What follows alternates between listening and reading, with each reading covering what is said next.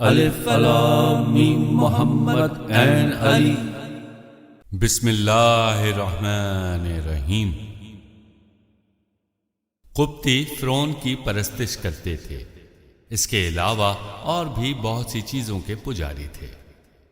بنی اسرائیل مصر میں زمانے تک قبطیوں کے ساتھ رہے، ان کے ساتھ اٹھتے بیٹھتے اور صبح سے شام تک ان کی تمام حرکتوں کا مشاہدہ کرتے تھے اور ان کا پوجا پاٹ اپنی آنکھوں سے دیکھتے رہے۔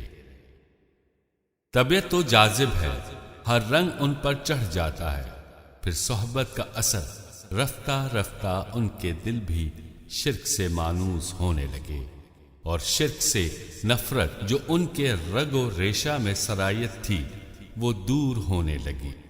پھر تو یہ ہوا کہ شرک کی طرف ان کا دل ایسے زور شور سے بڑھا جیسے پانی ڈھلوان کی طرف بڑھتا ہے۔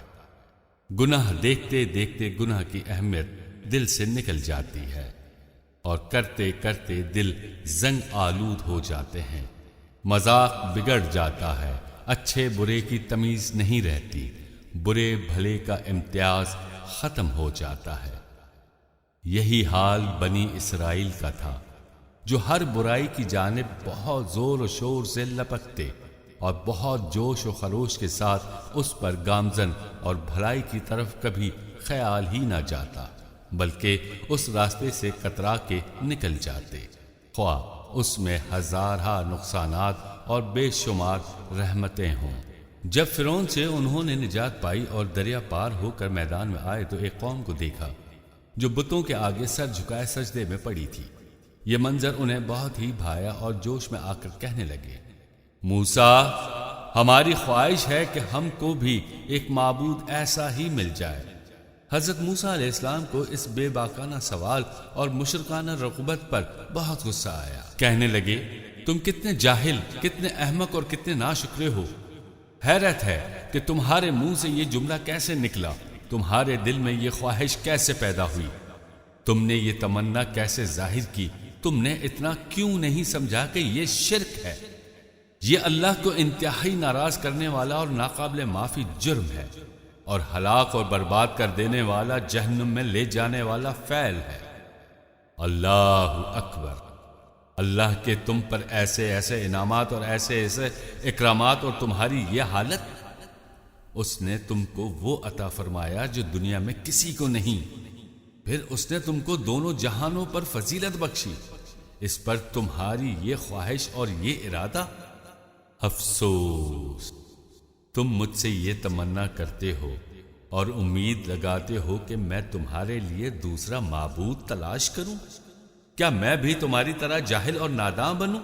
بنی اسرائیل خاموش ہو گئے، لیکن دل سے یہ بات نہ نکلی۔ جب حضرت موسیٰ علیہ السلام کوہ طور پر گئے تو بنی اسرائیل کے لیے میدان صاف تھا۔ شیطان تو انسان کا کھلا دشمن ہے، ہمیشہ اسی طاق میں رہتا ہے کہ کسی طرح اللہ کے بندوں کو ورغلائے اور ان کو اللہ کی بندگی سے ہٹا کر بتوں کی بندگی پر آمادہ کرے۔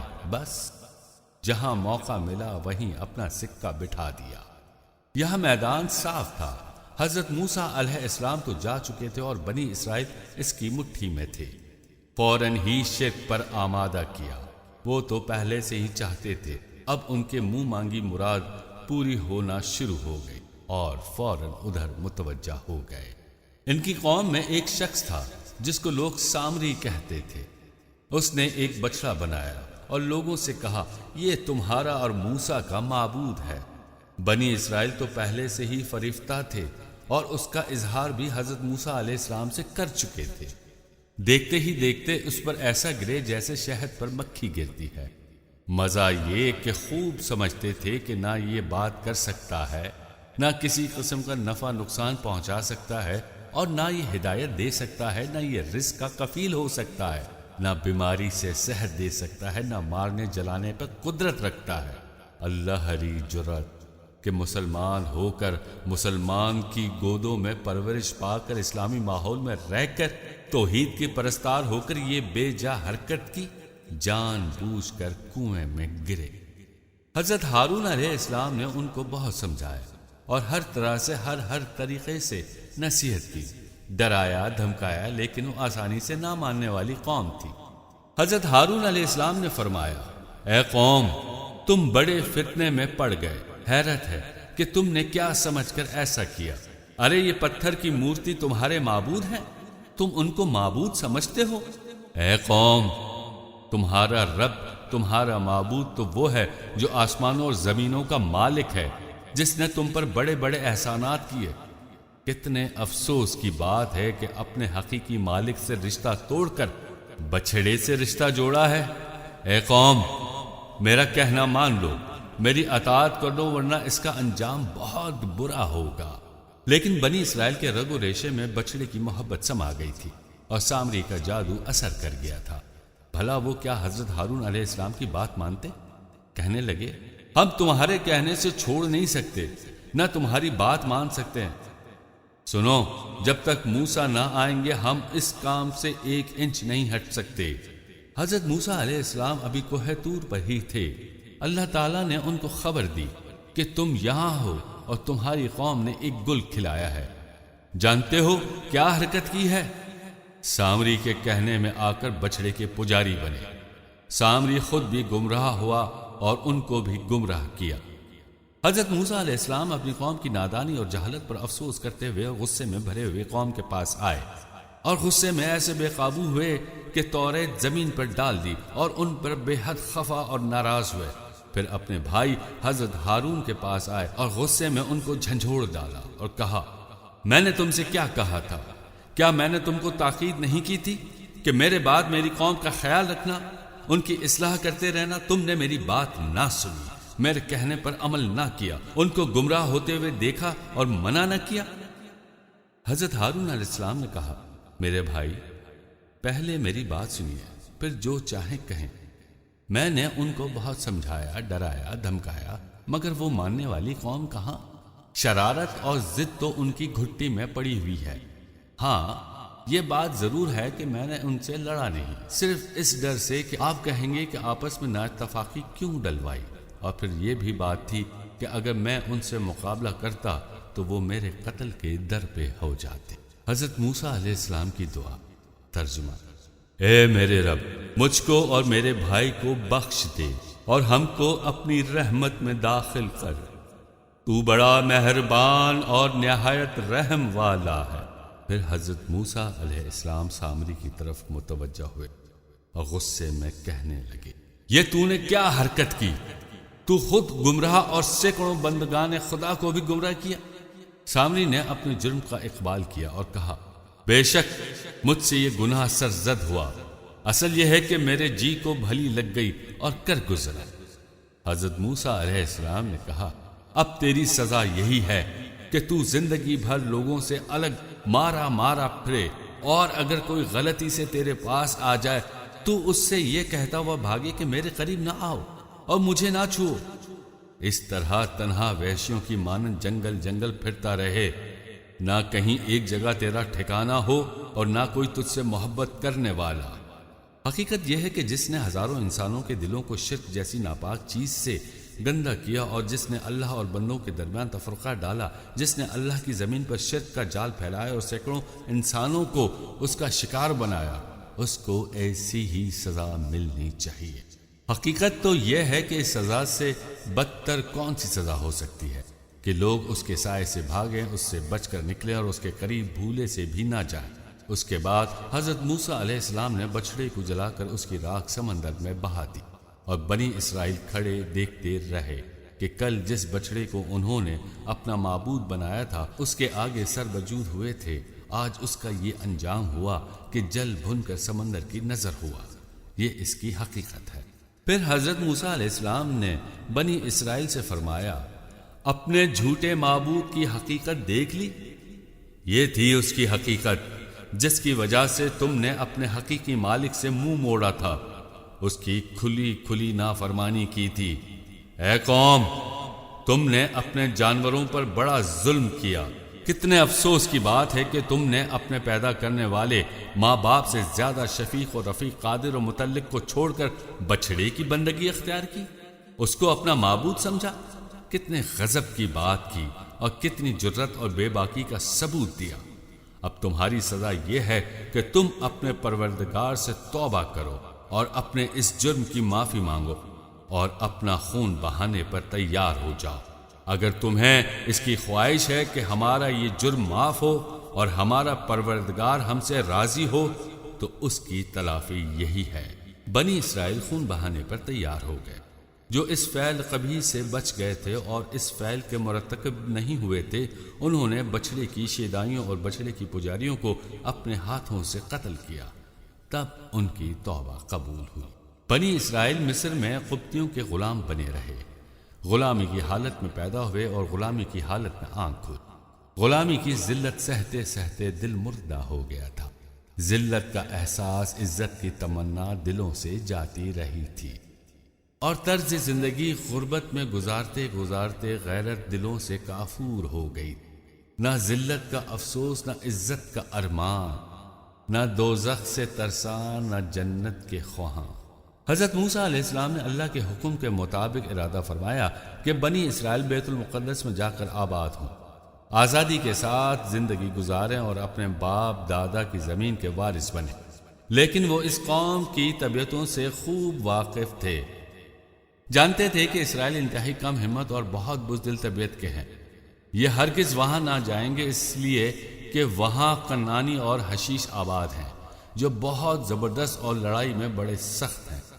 بنی اسرائیل بیت المقدس کے نام سے کانوں پر ہاتھ رکھتے تھے اور برملا کہتے تھے کہ جب تک یہ زبردست قوم وہاں سے نہ نکلے گی ہم نہیں جا سکتے۔ حضرت موسیٰ علیہ السلام نے ہر چند کوشش کی کہ یہ جہاد پر آمادہ ہوں اور ان کو جہاد کا شوق پیدا ہو جائے تاکہ یہ کام ان کے لیے آسان ہو جائے اور یہ جہاد کر کے اس مقدس شہر کے حقدار ہو جائیں اور اس ذلت سے چھوٹ جائیں جو انبیاء اور بادشاہوں کی شایانہ شان نہیں ہے۔ لیکن غلامی کی زندگی نے ان کے احساس کو بالکل ختم کر دیا تھا۔ اب نہ ان کو حکومت کی خواہش تھی، نہ بادشاہت کی تمنا، نہ ذلت کی غیرت، نہ عزت کی پرواہ۔ بے گھر بے در و زندگی گزار رہے تھے اور اسی میں مگن تھے۔ حضرت موسیٰ علیہ السلام نے فرمایا، اے بنی اسرائیل، تمہیں کچھ یاد بھی ہے کہ اللہ تعالیٰ نے تم پر کیسے کیسے انعام کیے اور کس طرح تم کو نوازا اور کیسی کیسی نوازشیں کی؟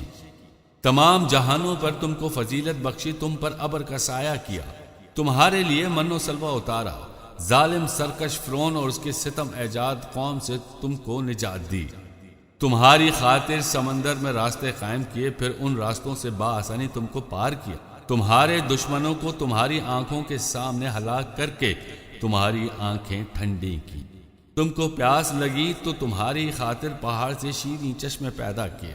اب تم کو بھی چاہیے کہ اپنے مالک کی عنایت اور مہربانی کا شکر ادا کرو، اس کی بخشی ہوئی نعمتوں کو یاد کرو، اس کے احسانات فراموش نہ کرو اور وہ کام کرو جس سے وہ خوش اور راضی ہو۔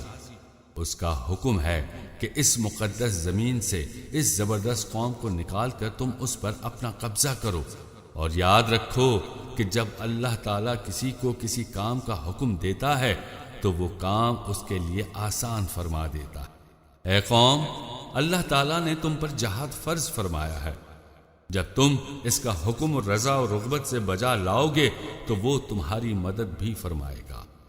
تو تم اللہ کا نام لے کر چل کھڑے ہو اور اس مبارک جگہ کو فتح کر کے اپنی فتح اور نصرت کا جھنڈا گاڑ دو اور اپنی قوت کا سکہ بٹھا دو۔ حضرت موسیٰ علیہ السلام بنی اسرائیل کو سمجھاتے جاتے تھے اور دل میں ڈرے جاتے تھے کہ یہ بزدل قوم اگر میرے کہنے سننے اور ملامت کرنے سے آمادہ بھی ہو گئی تو ثابت قدم رہنے والی نہیں، عین لڑائی کے وقت پیٹھ موڑ کر بھاگ کھڑی ہو گئی۔ اور جو حضرت موسیٰ علیہ السلام سمجھتے تھے وہی ہوا۔